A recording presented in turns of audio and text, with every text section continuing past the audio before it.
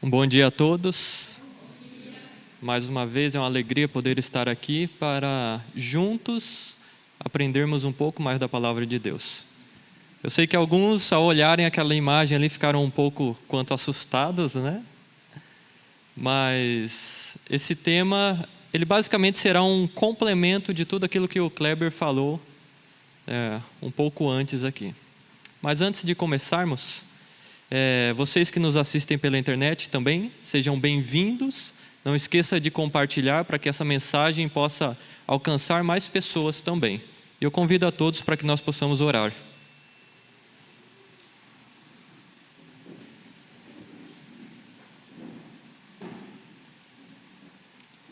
Santo e glorioso Deus, Pai excelso, nós nos achegamos a Ti, ó Pai, na melhor posição que qualquer ser humano poderia estar, que é de joelhos perante a Tua santidade, ó Senhor.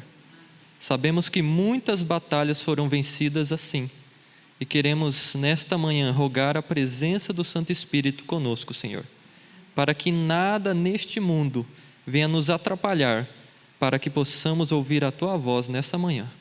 Fala conosco, é o que te rogamos em nome de Jesus. Amém. Queridos, o título que eu dei para a mensagem é Morrer é Viver. Na verdade, eu queria dar um outro título, tipo Mortos-Vivos, ou qualquer coisa desse sentido, mas eu queria algo um pouquinho mais original, então eu preferi Morrer é Viver.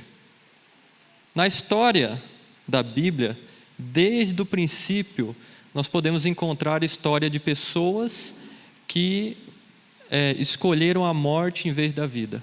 Pessoas que escolheram o suicídio, pessoas que deporam a sua vida perante a guerra ou em qualquer outra situação. E hoje não é diferente.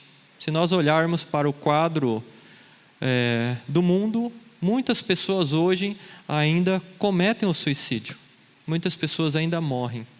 Mas a morte que eu quero falar aqui hoje, nesta manhã para vocês, não é uma morte por um problema mental, por um problema psicológico, não é uma morte de soldados que vão à guerra para tentar salvar a sua nação, mas é uma morte consciente.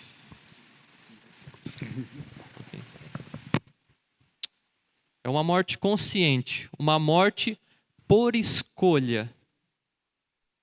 Porque eu sei que todos conhecem a história onde Jesus se encontrou ali com Nicodemos, e Jesus então diz para ele: importa-vos nascer de novo. E quem vai nascer?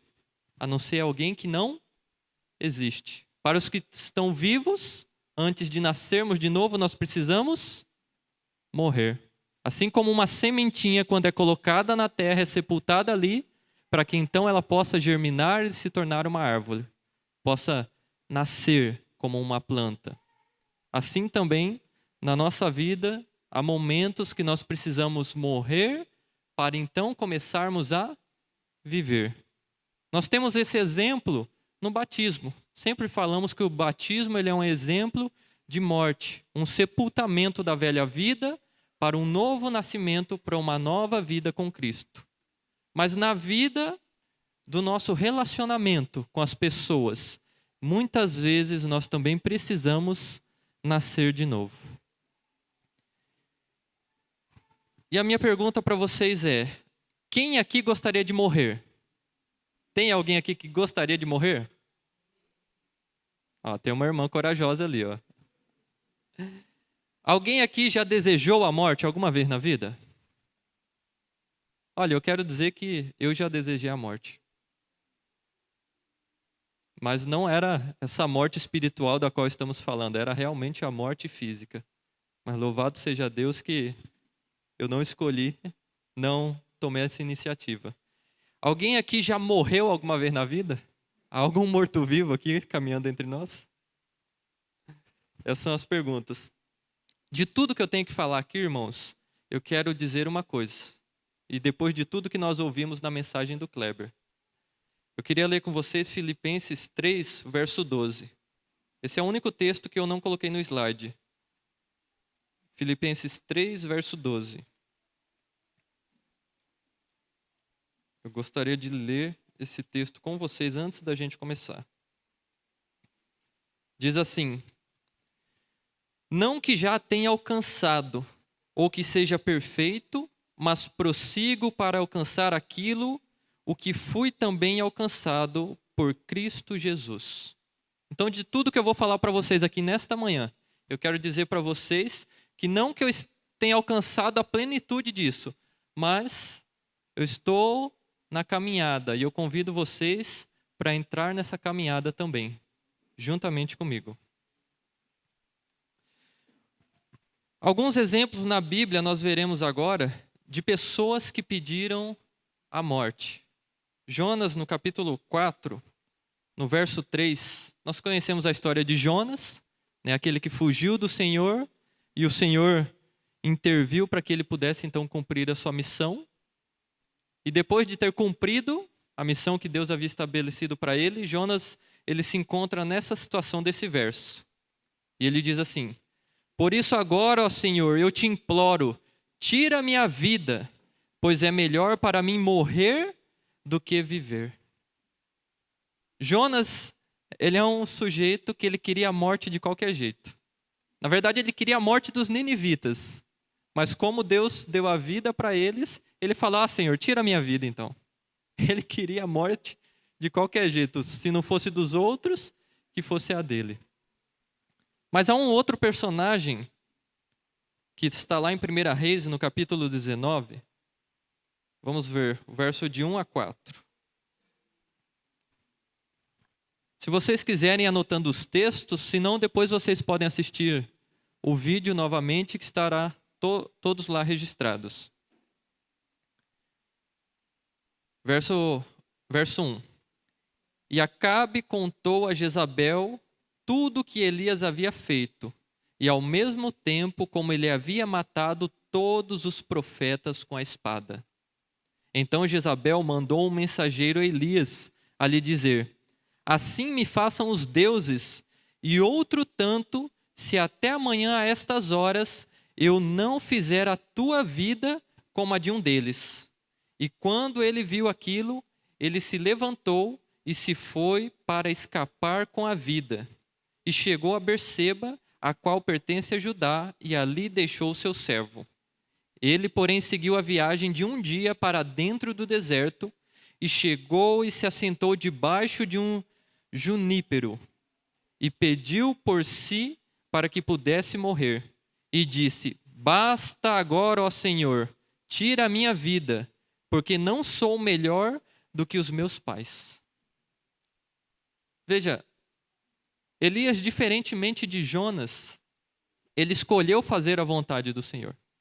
E ele cumpriu aquilo que Deus havia feito, de ir lá e oferecer o sacrifício ali. Nós conhecemos a história, que o fogo desceu do céu, revelou quem era o Deus verdadeiro, e os profetas falsos de Baal foram exterminados. Mas de repente uma mulher faz uma jura de morte com a vida de Elias, e Elias então ele fica extremamente amedrontado e apavorado, então ele foge. Eu fico imaginando como deve ter ficado ali o servo de Elias. Depois de todo aquele acontecimento agora, por conta da palavra, de um juramento de uma mulher, o profeta de Deus amedrontado sai correndo para o meio do deserto, e lá ele vai para pedir a morte. Mas nesses dois casos, nós vemos que em lugar da morte, Deus deu a vida. Jonas queria a morte de uma cidade, Deus deu a vida para milhares de pessoas, concedeu o perdão. Elias queria morrer, mas Deus tinha um plano muito maior na vida dele. Deus tinha a vida eterna para dar para Elias. Que depois, pouco tempo depois dessa situação, nós conhecemos a história que ele foi transladado para o céu. E poderíamos mencionar também Enoque aqui.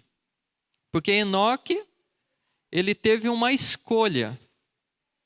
E ele escolheu morrer, não nesta vida, mas ele escolheu morrer para o seu próprio eu. A Bíblia fala que Enoque ele caminhou com Deus todos os dias da sua vida.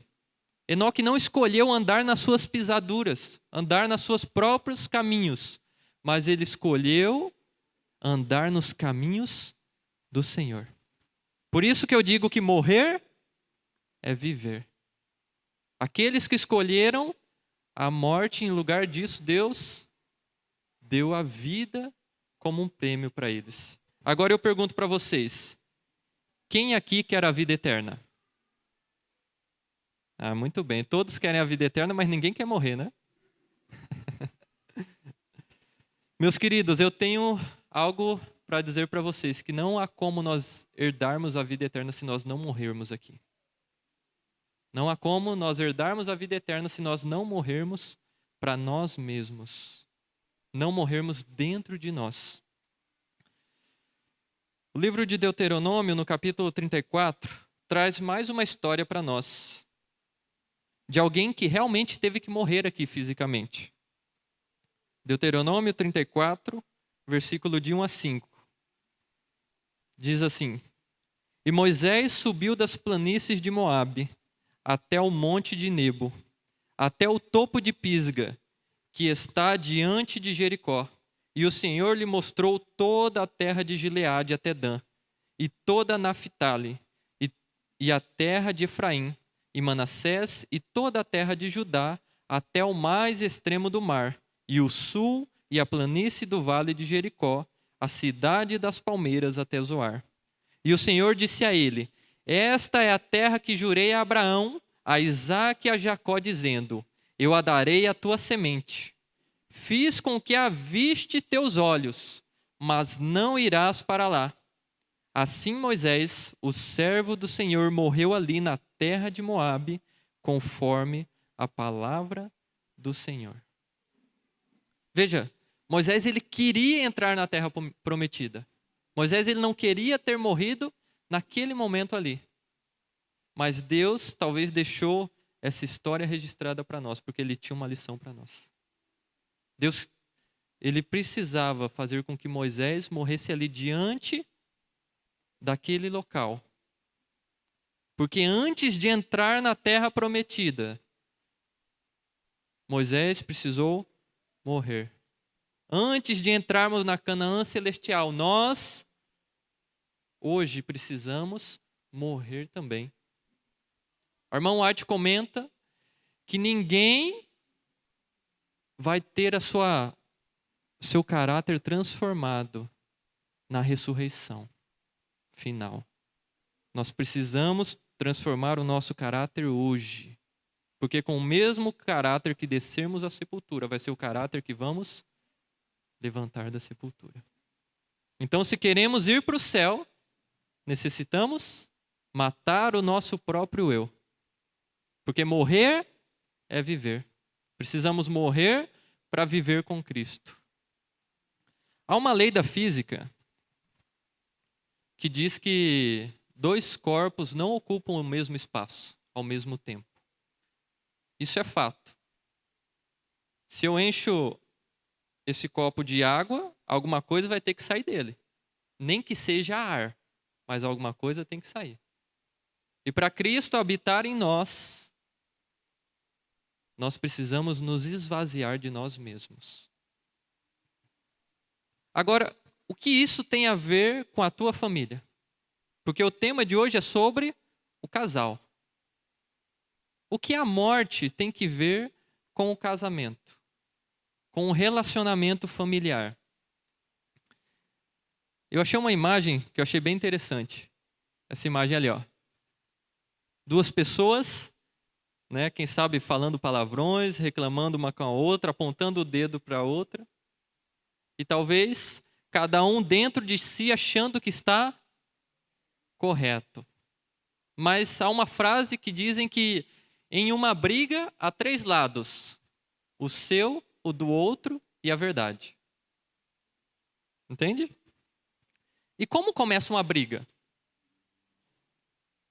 Vocês estão bem lá na sua casa, tranquilos, se relacionando, conversando, se amando, e de repente do nada vocês resolvem brigar? Não. Alguém viu algo no outro que o incomodou e por isso você vai reclamar. E essa reclamação, ela pode voltar ou ela pode morrer ali. Porque como dizem, quando um não quer, dois não briga. Olha que ilustração interessante. A primeira imagem ali é da esquerda, duas pessoas batendo boca ali desenfreadamente. Na segunda imagem, a imagem amarela ali da direita, um falando e o outro apenas ouvindo. E eu pergunto para vocês, que atitude vocês têm dentro de casa? Quando começa, alguém vai reclamar para você de alguma coisa que você fez. A tua atitude é revidar ou a tua atitude é apenas ouvir? Irmãos, isso não é nada fácil. Por isso que eu disse para vocês que eu estou caminhando nessa situação. Porque nós precisamos morrer. Nós precisamos tomar uma decisão de não expor os nossos sentimentos. Porque quando nós colocamos os nossos sentimentos, e o Kleber até mencionou isso gira uma briga, gira uma situação bem complicada. Você já viu alguém ir para a guerra para perder? Ninguém vai para a guerra para perder. Um soldado, quando ele vai à batalha, ele tem duas opções: ou matar ou morrer. Quando você entra numa briga de um relacionamento dentro de casa, você sempre quer vencer. Mas a batalha, ela só pode ser vencida se nós morrermos. É a morte, mas a morte não pode ser para o outro, a morte tem que ser para mim. Porque se eu começar a pensar na morte do outro, o outro fez isso errado, é o outro que tem que pagar, aí eu estou ferindo um dos mandamentos de Deus, que diz: não matarás. Eu tenho que olhar para mim mesmo e falar: Senhor, é eu que preciso morrer. Eu que preciso renascer.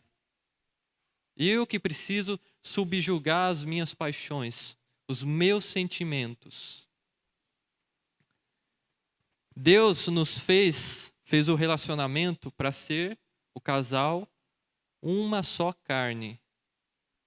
Mas como eu disse, dois corpos não ocupam o mesmo espaço. Então um deles precisa morrer para que Cristo possa viver, entende?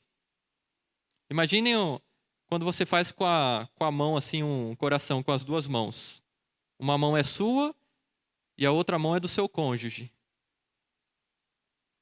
Então metade de cada coração é de alguém. Mas quando você quer que somente seja o seu coração, somente as suas vontades, somente seja satisfeito os seus gostos, aí você acaba que mata o outro. Você tira os sentimentos do outro de lado. Isso não pode acontecer. E muitas vezes num relacionamento ocorre isso daqui, ó. Quando alguém fala alguma coisa que você não gosta, há dois seres ali invisíveis do seu lado. Um falando para você: revida, fala o que aconteceu outro dia. Fala o que ela fez no passado. E outro falando: fica quieto. Não dá bola. Deixa para lá. A pergunta é: qual dos dois nós temos ouvido? Na maioria das vezes. Lucas, capítulo 6, vamos ler o verso 29. Diz assim: ao que te ferir em uma face, oferece-lhe também a outra. E ao que te tomar a capa, não o proíba de tirar-te a túnica também.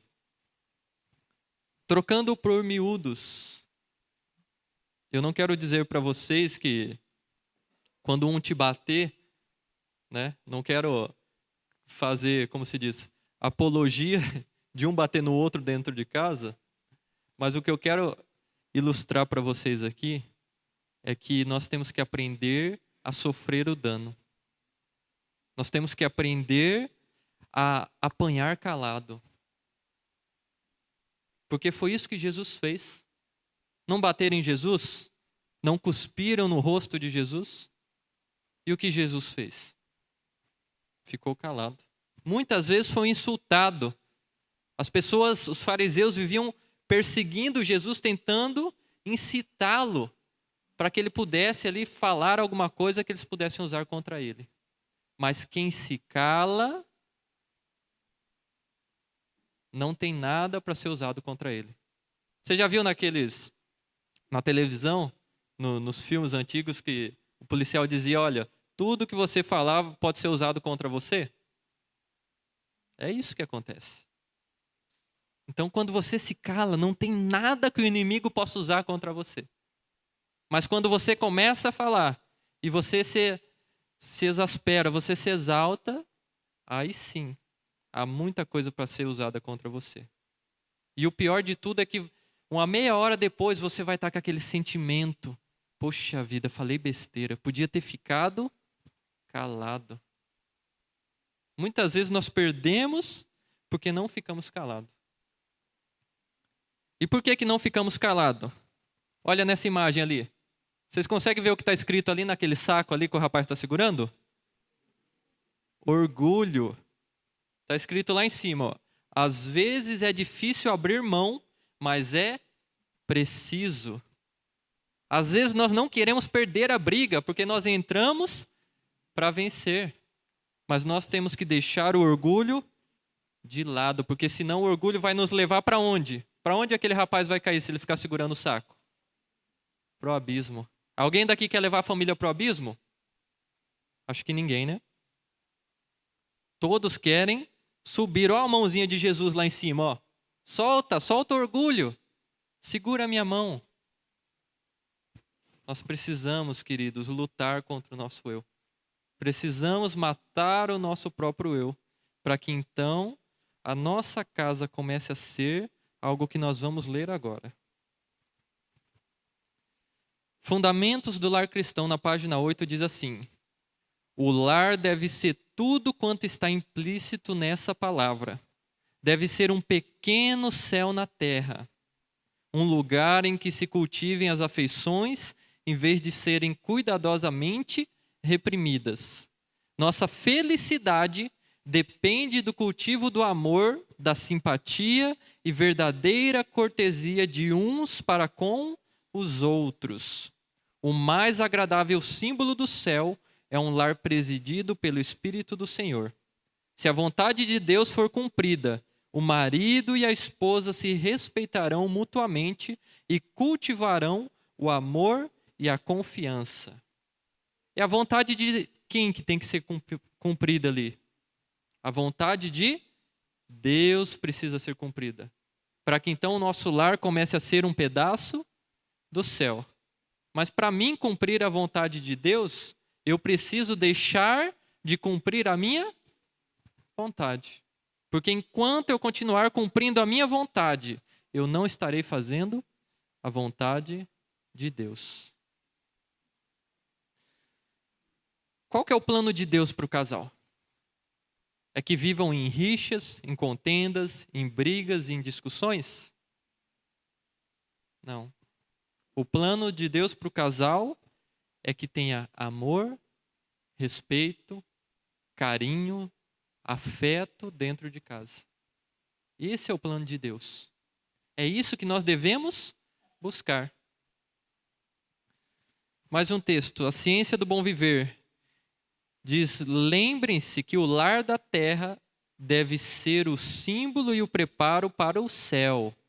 A vida é uma escola de preparo na qual pais e filhos devem graduar-se para a escola superior das mansões de Deus.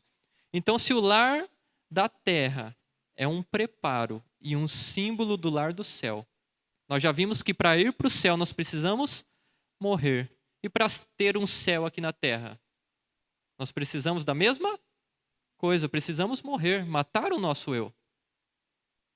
E assim teremos um céu dentro de casa. Se nós queremos que os anjos bons estejam naquele lugar, não pode haver discussões, não pode haver brigas, rixas e intrigas. Porque se assim fazemos, os anjos do Senhor, eles vão se afastar do nosso lar. No céu há brigas? Houve uma peleja no céu, né? Mas o que aconteceu com os que lá criaram intrigas? Foram expulsos do céu. Eu creio que ninguém aqui quer ser expulso, né? Então nós precisamos começar a viver em harmonia, em submissão à vontade do Senhor. Resolva cada qual ser para o outro tudo o que é possível. Tudo o que é possível, você tem que ser para o outro, não é para você. Não, eu quero ser feliz, eu quero que a minha vontade, os meus gostos sejam feitos. Não, você tem que pensar nos gostos do outro, na felicidade do outro. Diz aqui, continuai as primeiras atenções. De todos os modos, anime um ao outro nas lutas da vida. É animar, não é reclamar, não é condenar, não é julgar, não é falar mal, é animar. Quando o outro está abatido, não é ir lá e pisar na cabeça, pisar no pescoço, é ir lá, pegar e animar o outro. Mas muitas vezes o nosso orgulho não nos permite fazer isso. Quantos pais, quantas mães têm um relacionamento quase separado dentro de casa? Talvez alguém que esteja nos assistindo pode ser que já esteja até dormindo separado do seu cônjuge. Mas esse é o plano de Deus para uma só carne? Não. O plano de Deus é unidade. Então o casamento, em vez de ser o fim do amor, será como que o seu princípio, o calor da verdadeira amizade, o amor que liga coração a coração, é um antegozo das alegrias da onde? Do céu. Você quer ter a alegria do céu aqui na terra? É possível. Dentro do casamento. Está escrito ali, não sou eu que estou dizendo. O antegozo, ou seja, o gozo antecipado, a alegria antecipada do céu, nós podemos encontrar aqui, dentro do casamento. Mas não é fácil. Nós precisamos morrer para vivermos. É uma luta. Você terá que travar batalhas tremendas. Eu não sei se você se lembra a hora que eu orei aqui antes de começar. Eu disse que as maiores batalhas foram vencidas de joelho. Não foi através do bate-boca, não foi através de armas, foi vencida de joelhos. Exércitos inteiros foram dizimados através de oração. E as nossas lutas podem cessar através, ou melhor, as guerras podem cessar através de oração. As lutas sempre haverão, mas você pode acabar com as guerras. Você pode acabar com os mísseis. Mateus, no capítulo 16, verso 24 e 25, diz assim: Então disse Jesus aos seus discípulos: Se algum homem quiser vir após mim, negue-se a si mesmo, tome a sua cruz e siga-me. Porque aquele que quiser salvar a sua vida, perdê-la-á. E quem perder a sua vida por minha causa, achá-la-á. O casal, eles podem ser o maior testemunho para o mundo. A família pode ser o maior testemunho. Porque aqui Jesus está falando sobre seguir Ele. E a família que segue a Jesus, ela é um grande testemunho para a salvação de almas. Mas não há como seguirmos a Jesus se não tomarmos a cruz, se não morrermos, se não nos subjugarmos.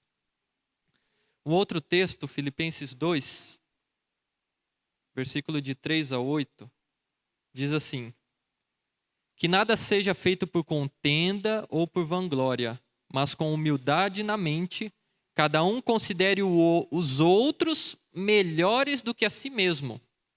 Não atente cada um para as suas próprias coisas, mas cada qual também para as coisas dos outros. que haja em vós a mesma mente que houve também em Cristo Jesus, que sendo em forma de Deus, não teve por usurpação ser igual a Deus, mas fez-se sem reputação, tomando sobre si a forma de um servo, fazendo-se semelhante aos homens, e achado na forma de homem, humilhou-se a si mesmo, sendo obediente até a morte e a morte de cruz. Jesus Cristo, que é o próprio Deus, estava no céu com Deus. Ele se humilhou e se colocou na forma de servo. E como se já não bastasse, ele sofreu uma morte de cruz. Se humilhou ainda mais.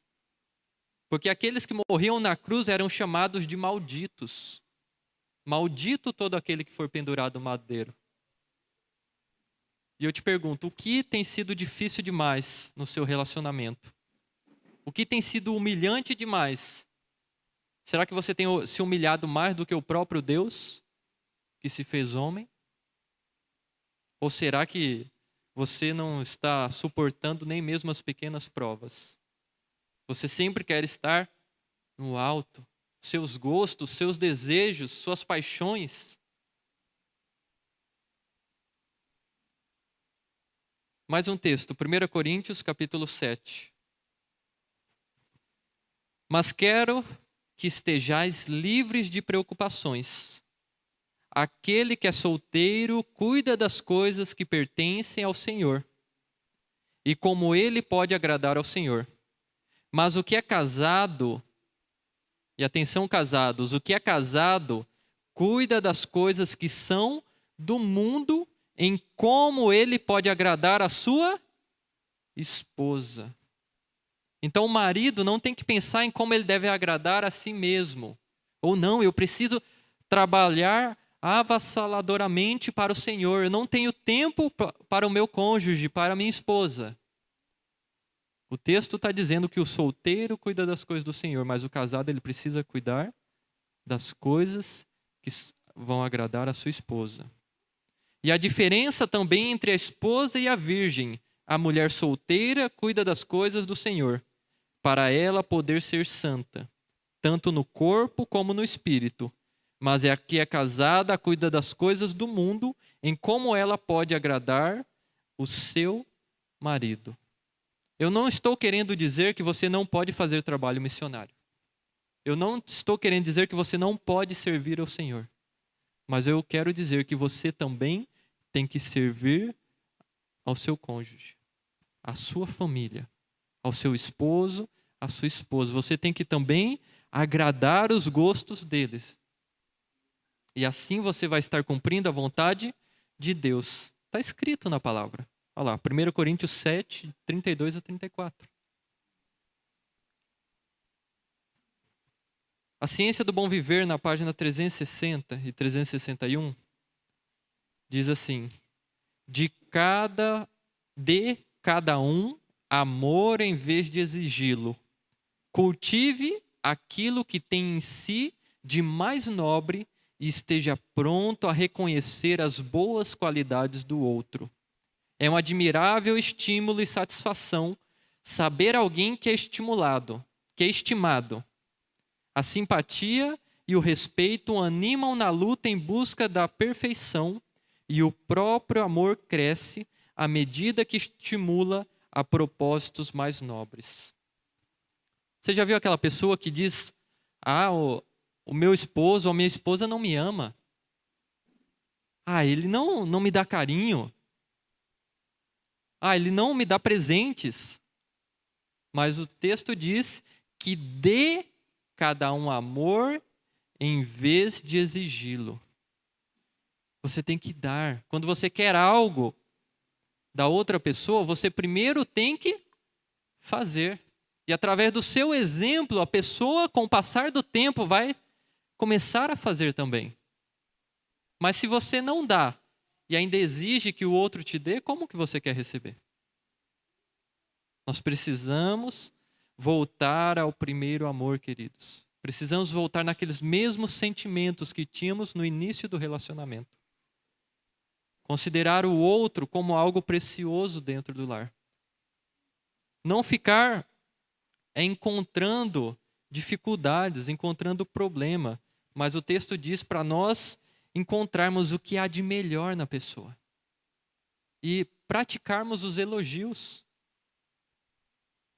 Dar bilhetinho. Mande um bilhetinho, deixa lá escondido. Minha esposa às vezes deixa um dentro da minha Bíblia. É um teste para ela saber se eu estou estudando a Bíblia, viu, irmãos? Mas faça isso. Entenda? Essas coisas simples. Você não precisa dar um carro para sua esposa. Você não precisa dar uma mansão. Mas dê pequenas coisas. São as pequeninas coisas que fazem diferença no relacionamento. As pequenas atitudes. As pequenas atenções podem salvar o seu casamento. Podem acabar com as guerras. Ah, eu não tenho tempo para isso. Arrume tempo. Deixe de fazer outra coisa. Dedique tempo. Ainda que seja pouco, o seu trabalho te consome, faça um esforço. O que você está fazendo na cama dormindo? Acorde mais cedo. Faça esforço. E assim, o seu lar começará a ser um lar onde os anjos de Deus têm presença de habitar. Um lar onde as pessoas têm prazer de estar ali com você. Um lar onde o marido tem prazer de estar. Porque muitas vezes o marido chega tarde em casa, ou a esposa chega tarde em casa, não gosta de estar em casa, prefere estar com os amigos, porque quando ele chega em casa, é guerra. Há um soldado armado com um rifle esperando ele chegar. Muitas vezes a esposa está escondida dentro de casa. Não quer se relacionar, não quer conversar, porque o marido chega armado até os dentes dentro de casa. Nós precisamos chegar. Eu me lembro até de uma história de um homem que ele chegava do trabalho e tinha uma árvore na frente da casa dele. Talvez vocês até devem ter ouvido falar dessa história. E toda vez que ele chegava lá, ele ia lá naquela árvore, esfregava as mãos ali e entrava para dentro de casa. E aí um dia um amigo dele que acompanhou ele até em casa perguntou: escuta, por que você faz isso? Ele falou: não, aqui é a árvore dos problemas, estou deixando tudo aqui. Agora eu entro feliz para dentro de casa. Nós precisamos começar a plantar essa arvorezinha do lado da nossa casa e a praticar isso. Queridos, que Deus abençoe vocês, que Deus nos ajude a não buscarmos o nosso próprio eu, mas ter a mente de Cristo. Que Deus oriente cada um nas suas lutas, nas suas dificuldades, para que nós possamos ser famílias do céu aqui nessa terra. Vamos orar?